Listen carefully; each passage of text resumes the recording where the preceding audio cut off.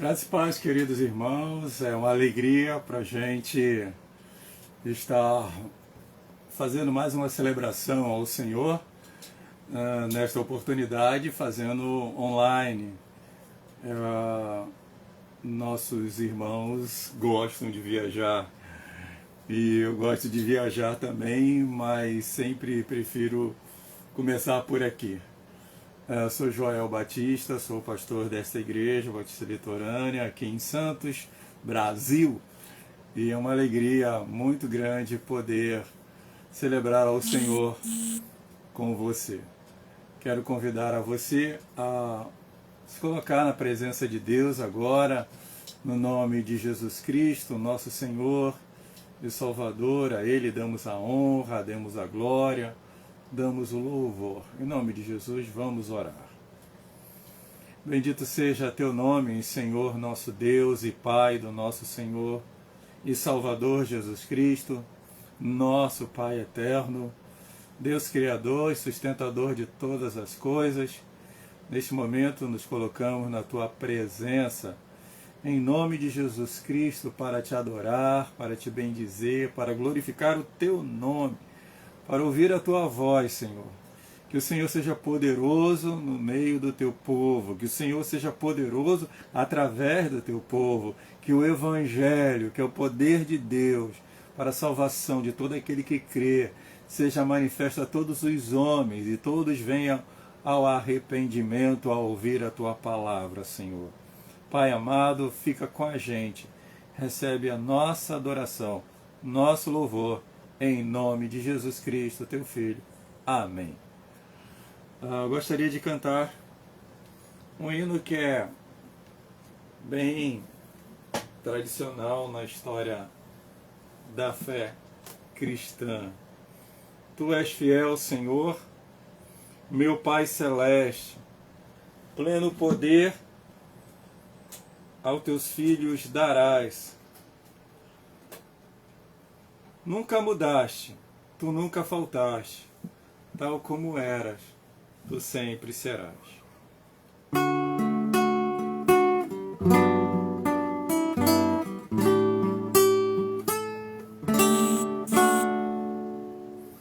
Tu és fiel, Senhor, meu Pai celeste, pleno poder a teus filhos darás.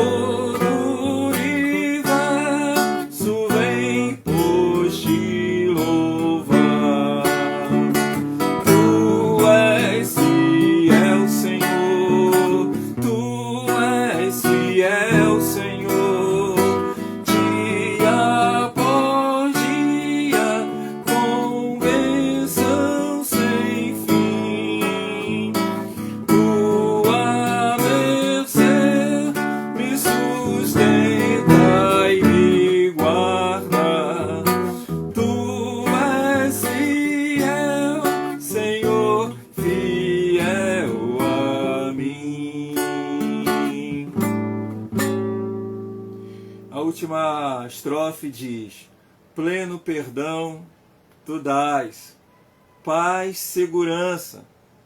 Cada momento me guias, Senhor, e no porvir, ó que doce esperança, desfrutarei do teu rico favor. Pleno perdão tu dás, paz, segurança. Cada momento me guias, Senhor, e no porvir, ó que doce esperança, desfrutarei do teu rico favor. Tu és fiel, Senhor, tu és fiel, Senhor, dia após dia, com bênção sem fim. Tua mercê me sustenta e me guarda. Tu és fiel, Senhor, fiel a mim. Tu és fiel, Senhor, fiel a mim.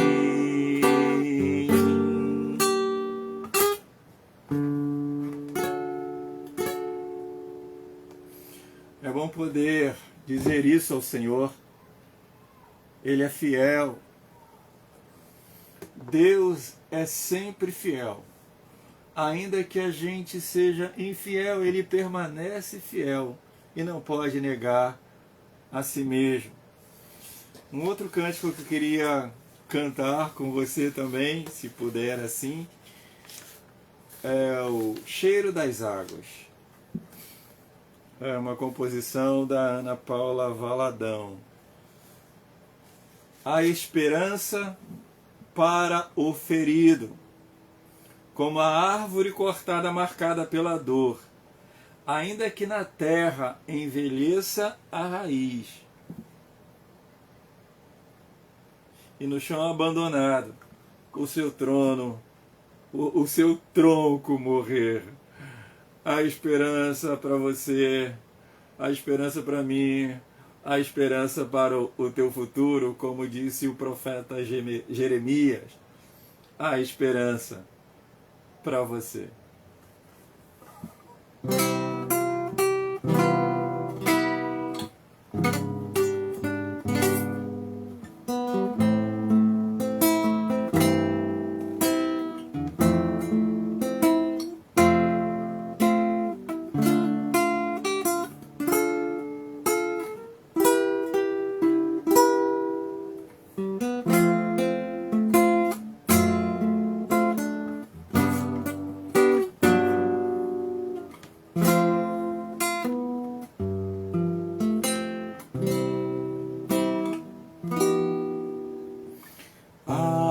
Esperança para o ferido, como árvore cortado, marcado pela dor, ainda que na terra envelheça a raiz e no chão abandonado o seu tronco morrer.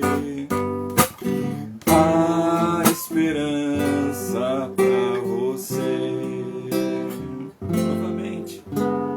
A esperança para o ferido, como árvore cortado, marcado pela dor, ainda que na terra envelheça a raiz e no chão abandonado o seu tronco morrer. A esperança para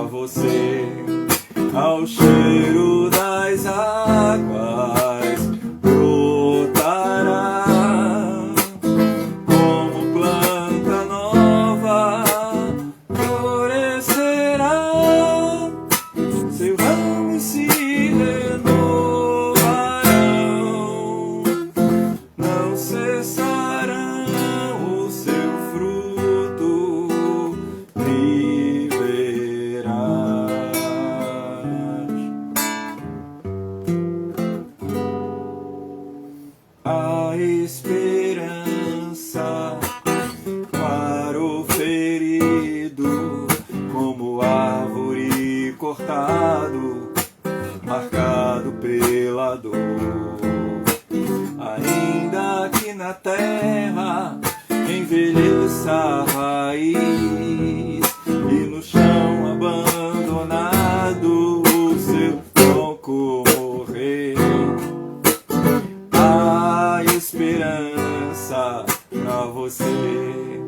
Ao cheiro das águas brotará como planta nova, florescerá, seus ramos se renovarão,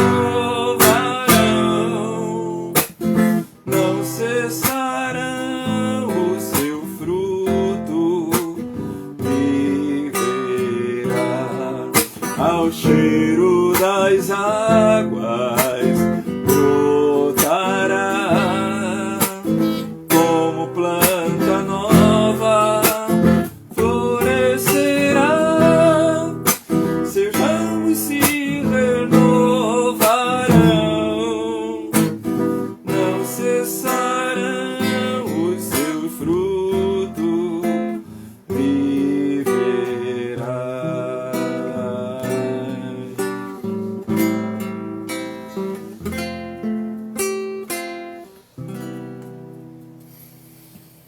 Ao cheiro das águas. Que águas, poeticamente, está sendo dito aqui? Águas tem a ver com aquela fonte de água viva que Jesus falou, que aquele que cresce nele, rios de água viva saltaria para a vida eterna nele. E ele está falando acerca do Espírito Santo, que receberiam todo aquele que crê. Quando o Espírito de Deus começa a se mover em você, como diz as crianças, se o Espírito de Deus invoca em mim, se o Espírito de Deus invoca em mim, eu oro como Davi. Se o Espírito de Deus invoca em mim, eu oro como Davi.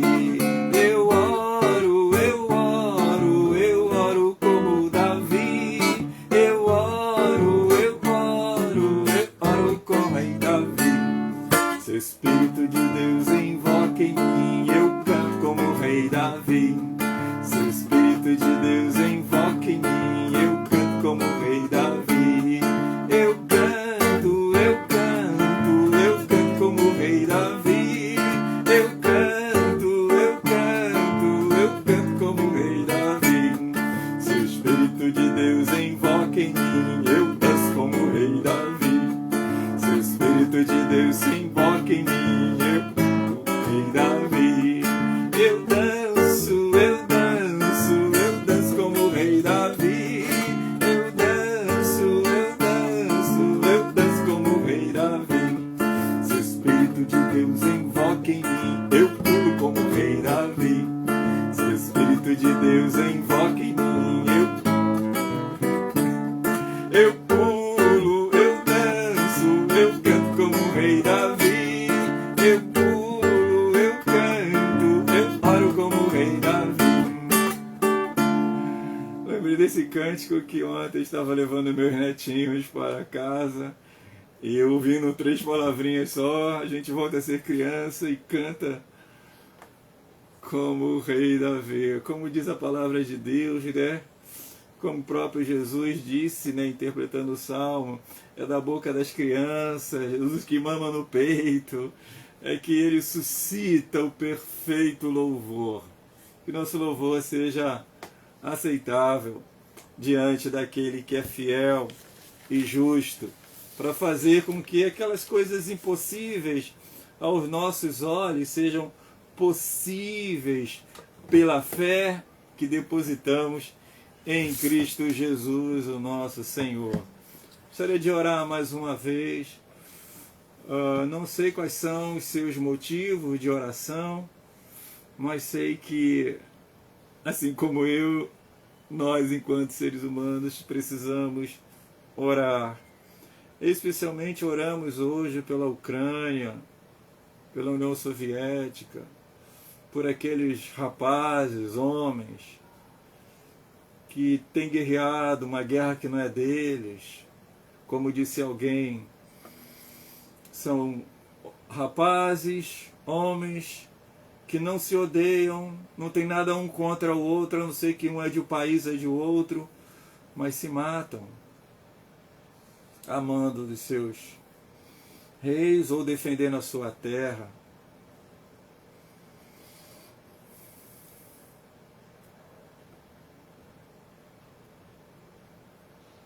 Vamos orar. Como diz a tua palavra, Senhor, no Salmo 46, o Senhor faz cessar as guerras até os confins da terra e corta o arco e quebra o arco e corta a lança e queima os carros no fogo. O Senhor é poderoso para dar um basta nessa destruição de homens, de pessoas que estão sendo arrancadas das suas próprias casas, de homens que estão tirando a vida de outros homens, com as coisas o Senhor não quis que acontecesse. Mas nós pedimos ao Senhor, eu sei que tanto o teu povo tem orado na face da terra, por aqueles que estão sofrendo nessa guerra. Pai poderoso, o Senhor tem todo o poder nos céus e na terra. O Senhor pode calar a boca do inimigo, o Senhor pode prender as mãos daqueles que levantam a mão para tirar a vida do outro e que eles voltem para suas casas, Senhor. Recolhe-se cada um ao seu próprio país e aqueles que estão sendo despatriados que possam voltar, Senhor, e reconstruir a sua vida. Deus, eu sei que o Senhor nos escuta, eu sei que o Senhor atende a oração, pois oramos a Ti no nome de Jesus Cristo, Teu Filho, que vive e reina para sempre. Amém.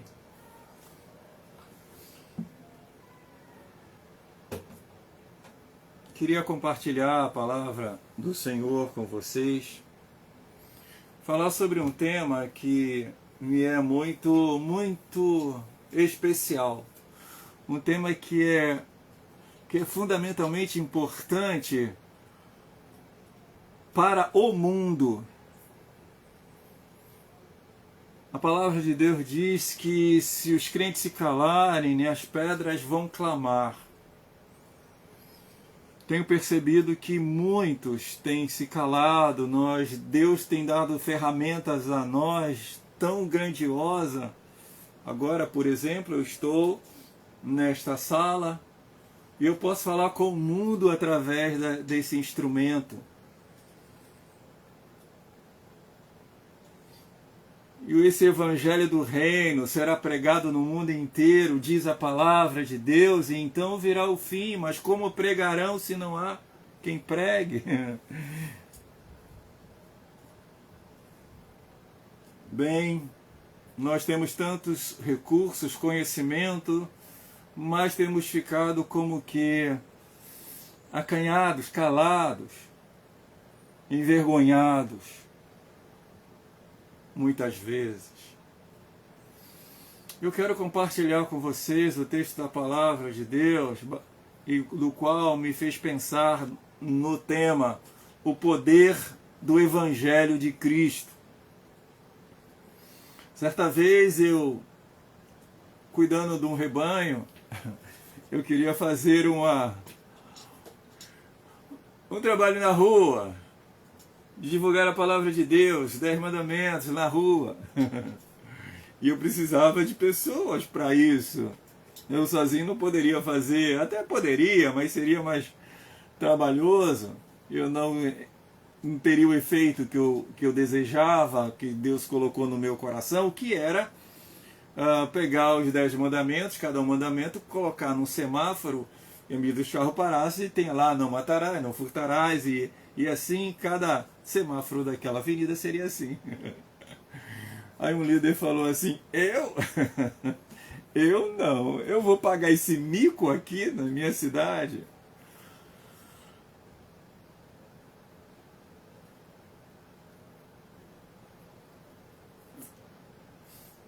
quando você está sozinho, seja em seu quarto, banheiro, enfim, num lugar, num ambiente fechado, sem qualquer contato com o mundo exterior, você sente vergonha?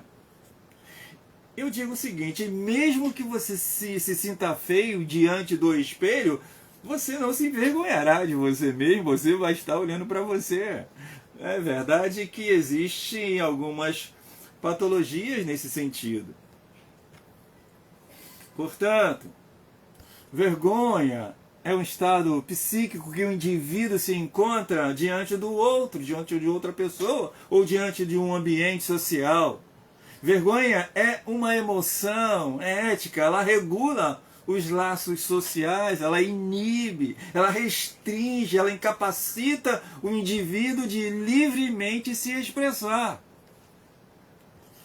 A vergonha pode deixar o indivíduo impotente, sem poder pessoal, um indivíduo empacado, sabe? Aquele que não vai a lugar nenhum.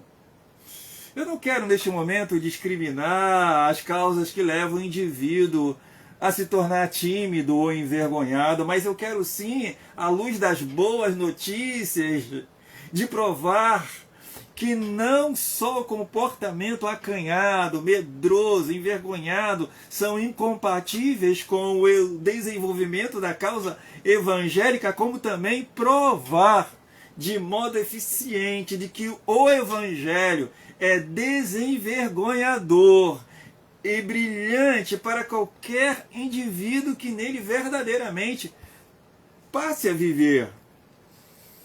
Romanos 1,16 é o texto bem conhecido dos cristãos. Porque não me envergonho do evangelho, porque eu não me envergonho do evangelho de Cristo, pois é o poder de Deus para a salvação de todo aquele que crê. Primeiro do judeu e também do grego. Vamos repetir isso. Porque não me envergonho do evangelho de Cristo, pois é o poder de Deus para a salvação de todo aquele que crê. Primeiro do judeu e também do grego. Claro, primeiro do judeu porque o evangelho começou a ser pregado lá em Jerusalém. Dentro da ação salvadora, dentro da ação salvífica proporcionada pelo Evangelho de Cristo, há fundamentalmente 5 aspectos inerentes a ela. O primeiro aspecto é o perdão. O segundo é libertação. O terceiro é renovação. E o quarto é empoderamento. E o quinto é glorificação. Todos esses aspectos engloba o Evangelho de Cristo, que é poder de Deus para a salvação de todo aquele que crê. Esse texto me faz e me coloca diante das seguintes proposições. Em primeiro lugar, o Evangelho é o poder de Deus para a salvação de todo aquele que crê, porque perdoa. E de verdade absoluta, sem o perdão de Deus, ninguém entra de verdade no Evangelho. Ou, por outro lado, sem o perdão de Deus, ninguém. O Evangelho não entra em ninguém se esse alguém não receber o perdão de Deus. A pessoa pode até entrar na igreja, ser membro dela, mas se ela não foi perdoada por Deus, não entrou no Evangelho, não entrou no reino de Deus. O Evangelho não entrou nela, o reino de Deus não entrou nela. Para perdoar um pedófilo, um marginal, assassino, um safado, pilantra, um ladrão, um mentiroso, costumais, e tantos como nós também, só realmente um grande poder, aliás, mais do que um grande poder, um poder sobrenatural, um poder onipotente, esse que o homem em si mesmo não tem.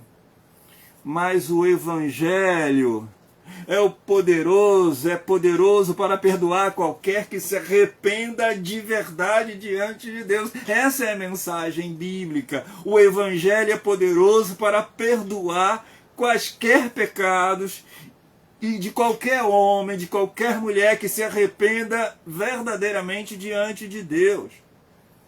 Perdoar é remover a culpa, é tornar o culpado inocente. Alguém diria, isso não existe, isso é uma utopia. É coisa do outro mundo. Mais do que de outro mundo, amigo.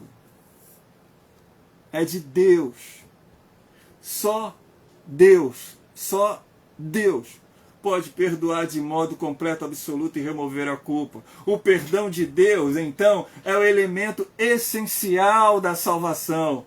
Perdão esse que só Ele poderia proporcionar. Perdão que mais do que tira o peso da consciência, é o perdão que purifica, que limpa, que absolve. Algo que é imprescindível ao homem, preste atenção, algo que é imprescindível ao homem saber é que pecado não prescreve, nem se torna nulo quando a pessoa morre. Isto porque quando pecamos, transgredimos leis eternas. Porque pecamos não só contra os nossos semelhantes, preste atenção, mas pecamos contra o Deus eterno, o Criador do nosso semelhante. A única solução para o pecado é em vida. É desta forma como 1 João 7 diz, e o sangue de Jesus Cristo, seu Filho, nos purifica, nos limpa de todo pecado.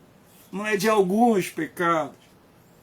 Se você se arrepende de verdade, se você abre o seu coração, coloca-se diante de Deus, as besteiras que eu fiz na minha vida, Senhor. Perdoa-me, Senhor. Perdoa-me, Senhor. Aí, aquele ato que Jesus fez lá no Calvário, há mais de 2000 anos atrás, tem efeito moral e espiritual para a sua vida aqui no tempo presente e para a eternidade. Segundo lugar, o Evangelho é o poder de Deus para a salvação de todo aquele que crê, porque não só perdoa, mas liberta também. Em João 8, de 32 a 36, Jesus disse assim, e conhecereis a verdade, e a verdade vos libertará. Responderam então os judeus, somos da descendência de Abraão, nunca servimos a ninguém. Que mentira, né? Saíram do Egito, estavam lá sob o domínio de Roma. Mas eles disseram para Jesus, somos da descendência de Abraão, e nunca servimos a ninguém. Como dizes tu? Sereis livres?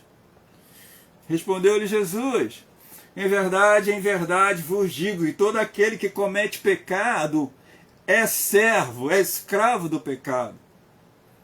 Ora, o servo não fica para sempre na casa, o filho fica para sempre. Se, pois, o filho vos libertar, verdadeiramente sereis livres. A pessoa comete o pecado, e para esconder o pecado comete o outro pecado, e para esconder este último comete outro pecado, depois volta a cometer o mesmo pecado. Por que isso? Porque é escravo do pecado. E fica nesse ciclo vicioso. Aliás, mais do que ciclo vicioso, mas um ciclo escravatório. Como disse o irmão Celso num dos estudos de quinta-feira que fazemos na nossa igreja, através do grupo Comum na Fé, a pessoa fica presa numa espiral degenerativo. Na ação libertadora da verdade que é Jesus Cristo, não há nenhuma ação sublimatória ou paliativa no Evangelho. Fato concreto, se o Filho vos libertar, verdadeiramente sereis livres. Você não será mais escravo do pecado se Jesus Cristo libertar você. Terceiro lugar, O Evangelho é o poder de Deus, o Evangelho de Cristo é o poder de Deus para a salvação de todo aquele que crê, porque renova a vida. Renovar a vida não é reencarnar. Contra isso, Hebreus 9:27 diz: o homem está destinado a morrer uma só vez, depois disso segue o juízo. Não tem isso, eu volto depois, volta nada. Engano de Satanás. Você morreu, e como diz Salomão, e o pó volte à terra, Eclesiastes 12:7, e o pó volte à terra como era, e o Espírito a Deus que o deu. Como disse o apóstolo Paulo, quando todos os homens vão prestar conta do que fez através do corpo. Entretanto, se for perdoado dos seus pecados, como já afirmei, não tem nada a que prestar mais conta.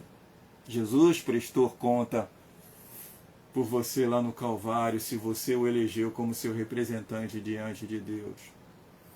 Renovar a vida não é ter um novo amado, uma nova amada, um novo emprego, ou uma nova religião.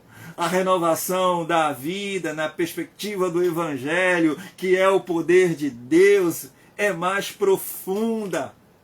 Implica em ter a nova possibilidade de viver diante de Deus de forma moralmente e espiritualmente. Moralmente, porque uma vez liberto da escravidão do pecado, o indivíduo passa a viver comportamentos baseados não no que ele pensa ou que os outros dizem, mas baseados na palavra de Deus. Espiritualmente, porque uma vez perdoado por Deus, Deus o vê, Deus o trata como uma nova criatura. Você morre espiritualmente para o mundo e passa a viver para Deus no tempo presente, na vida presente, desde já. É com essa afirmativa que a palavra de Deus declara: aquele que está em Cristo, nova criatura é. As coisas velhas, entende? As coisas velhas você não precisa mais ficar preso a elas, as coisas velhas se passaram, eis que tudo se fez novo. Em quarto lugar, o Evangelho é o poder de Deus, do qual eu não me envergonho, para a salvação de todo aquele que crê, porque não só liberta, não só perdoa, não só renova, mas ele empodera. Empoderar, diz o dicionário, é o ato de dar ou conceder poder para si ou para outrem. O Evangelho empodera. Diferentemente da libertação dos escravos no Brasil, que apenas tiraram os grilhões da escravidão física e despediram os escravos sem nada, se virem. O Evangelho insere no indivíduo, no homem, poder. Não um poder financeiro, um poder bélico, um poder intelectual ou qualquer outro de cunho humano, mas sim um poder espiritual, o poder que vem de Deus. Efésios capítulo 1, versículo 13 diz assim: em quem também vós estáis, depois que ouviste a palavra da verdade, o evangelho da vossa salvação, e tendo nele crido, foste selado com o Espírito Santo da promessa. E tendo também nele crido, depois que você ouviu o Evangelho, você creu no Evangelho, você recebeu a presença do Espírito Santo, porque foi ele que nos convenceu do pecado, da justiça e do juízo. E quando ele me convence, quando ele te convence que essa palavra é verdadeira, é de Deus, você abre o coração e diz: eu creio em ti, Jesus. Entra na minha vida. Você não vê. mas o Espírito Santo entra na sua vida, no seu coração, na sua mente. O Evangelho, somente o Evangelho pode fazer isso. A palavra de Deus, então, nos afirma que isso, quando você abre o coração, a vida, para seguir a Jesus exclusivamente, recebendo-o como Senhor e Salvador, essas ações divinas ocorrem como que simultaneamente em você. Você é perdoado dos seus pecados, você é liberto do poder do pecado e de Satanás, você se torna uma nova criatura, você recebe a presença do Espírito Santo, poder de Deus na sua vida. Poder não para fazer o que você quer, mas para fazer o que Deus quer que você faça. Há momentos na nossa caminhada cristã que nos sentimos assim um tanto sem esse poder operando em nós. Entretanto, ele continua em nós. E nessa situação, o que está disponível da parte de Deus é sermos revestidos, vestidos novamente. O brilho do Espírito Santo pode voltar à sua vida. Eu creio, meus amados, ouvintes da palavra de Deus, até um servo de Deus, uma serva de Deus corre o risco de cultivar pecados. Como Jesus disse, eu citei, ele falou que aquele que cresce nele, rios de água viva saltaria para a vida eterna. Ele está falando acerca do Espírito Santo. Acontece que à medida que você cultiva pecado, mentira, é como se fosse uma grande pedra naquela fonte. Você coloca mexericos, calúnia, difamação. Coloca os seus olhos onde Deus condena. Você que está jogando pedra nessa fonte. A fonte está lá, mas ela está como que não influenciando mais, como disse o apóstolo Paulo, não apagueis o Espírito, mas ela está lá. Mas à medida que você confessa os seus pecados, liberta-se, tira da tua vida essas porcarias todas, o Espírito Santo de novo volta a brilhar através de vocês. Atos capítulo 1, versículo 8, o Senhor disse para os discípulos, como diz hoje para você, Igreja de Cristo, mas recebereis o poder de Deus, ou melhor, mas recebereis a virtude, o poder do Espírito Santo que há de vir sobre vós, e ser-me-eis testemunhas tanto em Jerusalém como em toda a Judéia e Samaria, até os confins da terra. Só movido pelo poder de Deus, como temos missionários nos campos de batalha também. Que poder é esse que os move? O poder do Espírito de Deus. Mais do que amor dos homens, mas o amor de Deus que foi derramado em nossos corações pelo Espírito Santo. Quinto lugar, o Evangelho é poder de Deus para a salvação de todo aquele que crê, porque não só perdoa, não só liberta, não só renova e empodera, mas ele glorifica. Glorificar no contexto bíblico implica pelo menos em dois sentidos. Primeiro, glorificar implica em homenagear, louvar, exaltar. Isso quer dizer que quando você entra no Evangelho, as suas ações, os seus feitos nunca mais serão para o seu próprio louvor, sua própria exaltação, mas para a exaltação tão somente e para a glória de Deus. E querido, isso só se faz através de Jesus Cristo. Como disse Jesus a João 14,6, ninguém vem ao Pai a não ser por mim. Há tantos que pensam que estão louvando a Deus, até tem músicas bonitas que os homens cantam, falam coisas boas de Deus, mas não estão louvando a Deus. Sabe por que não estão? Porque só se faz isso com o Evangelho no seu coração, submisso ao Evangelho. Jesus Cristo. Segundo lugar, glorificar significa conduzir alguém à felicidade perfeita.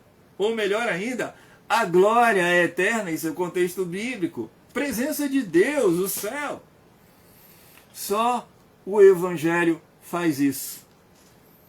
Não há filosofia, não há ciência, não há religião, não há poder humano qualquer que possa conduzir o ser humano à glória eterna. Só o Evangelho. O Evangelho é o poder, não é um poder. O Evangelho é o poder de Deus para a salvação de todo aquele que crê. Concluindo, o Evangelho não é uma igreja, o Evangelho não é uma denominação religiosa, o Evangelho não é um culto, não é uma celebração, nem é uma religião. O Evangelho é Jesus Cristo, o Filho do Deus vivo. Jesus Cristo, sim, é essas boas notícias, as boas novas. O Evangelho significa boas novas. Ela se resume, ela está sintetizada, ela é, por excelência, Jesus Cristo, o Filho do Deus vivo. Só Ele é as boas novas para o homem. Jesus é poderoso para perdoar os pecados. Jesus é poderoso para libertar o homem do poder de Satanás e as suas hostes malignas. Jesus é poderoso para dar ao homem uma nova vida, uma nova esperança, novas perspectivas do viver. Jesus é poderoso para dar o poder do Espírito Santo para fazermos a vontade de Deus. Que Deus abençoe sua vida, que você que se ainda não abriu o coração para o Evangelho, para Jesus Cristo, arrependa dos seus pecados. Creia em Jesus, porque o Evangelho é poderoso para os que creem. Para os que creem, não não faz efeito nenhum. Ele só vai fazer efeito para aquele que crê. Mas não é um crer de contemplação.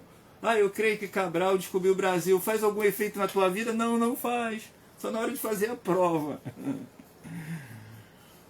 Mas quando você se submete integralmente ao poder de Deus, a Jesus Cristo, dizendo: Senhor, eu sou esse miserável homem, eu sou essa miserável mulher, carente do teu perdão, das tuas misericórdias. Perdoa, Senhor, os meus pecados. Eu creio em Ti. Eu creio que o Senhor veio ao mundo, morreu lá no Calvário, deixou derramar o seu sangue para perdoar os meus pecados. Eu creio que o Senhor ressuscitou ao terceiro dia e eu creio que o Senhor há de voltar um dia. O Espírito Santo entra no teu coração. Você crê nisso? Se você crer, certamente, com certeza, a tua vida vai estar pautada na palavra de Deus. Ele é o Deus vivo que veio para nos dar alegria. Então, como se acanhar, como se envergonhar, como ficar em cantinhos, como ficar escondido diante de uma coisa tão grandiosa, tão gloriosa, tão poderosa assim? Só temos que rever a nossa fé. Eu creio, por isso falei. Eu creio, por isso faço. E a glória não é nossa, a glória é de Deus, porque Ele coopera em nós, tanto no querer quanto no efetuar. Vou fazer uma oração. Se você quiser entregar sua vida a Jesus, repete essa oração comigo, que o Evangelho, Jesus Cristo, entrará no seu coração. Senhor nosso Deus, Deus eterno, Deus que é amor, eu me coloco diante do Senhor Rogo-te que o Senhor perdoe os meus pecados. E eu peço, Senhor, que o Senhor entre na minha vida. Toma a minha vida, seja o Senhor da minha vida.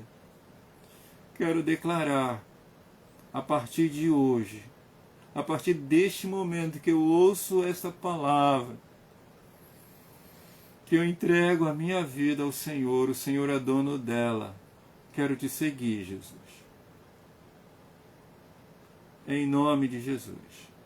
Amém. Amém. Bem, eu vou cantar uma música aqui.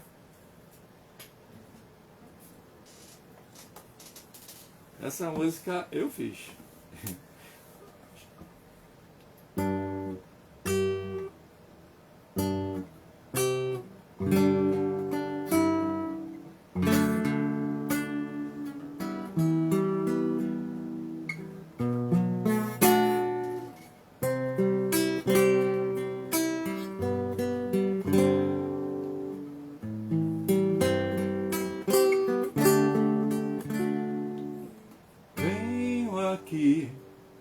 Pra te dizer que a vida é bem melhor do que podes compreender em seu grande poder, que nem olhos vislumbraram, ouvidos desfrutaram o que Deus já reservou a todos que o amam. O sangue de Jesus purifica do ser aqui na terra como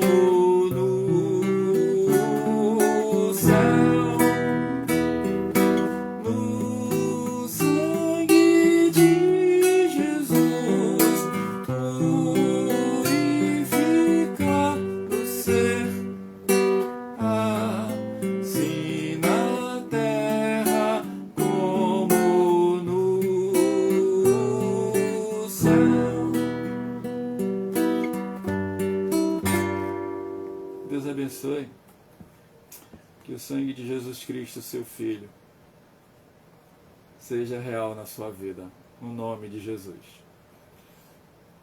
Quer conversar com a gente? Entra no Face, Igreja Batista Litorânea, no Instagram, IB Litorânea, tudo em caixa alta, e você vai nos achar e a gente vai poder fazer contato. Deus abençoe, em nome de Jesus. Amém.